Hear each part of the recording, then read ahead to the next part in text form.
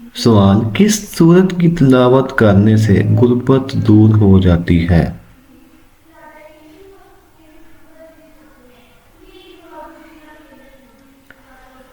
سورہ طٰہٰ کی تلاوت کرنے سے غربت دور ہو جاتی ہے۔ سوال: گھر میں سفید کبوتر کا آ جانا کس بات کی نشانی ہے؟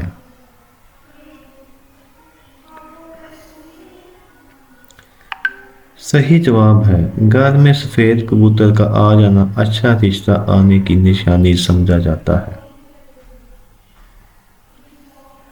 سوال ہے: کیا آپ جانتے ہیں کہ روزانہ کتنی مرتبہ سورہ اخلاص پڑھنے والا کبھی غریب نہیں ہوتا؟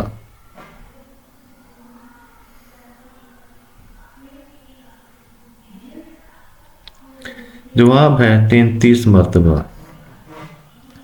سوال ہے: دوران حمل کس سورت کی تلاوت کرنے سے بچہ خوبصورت پیدا ہوتا ہے؟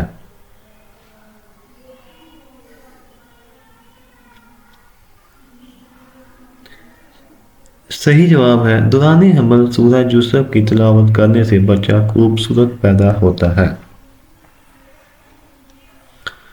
سوال ہے: پانی پیتے ہوئے چھینک آ جانا کس بات کی نشانی ہے؟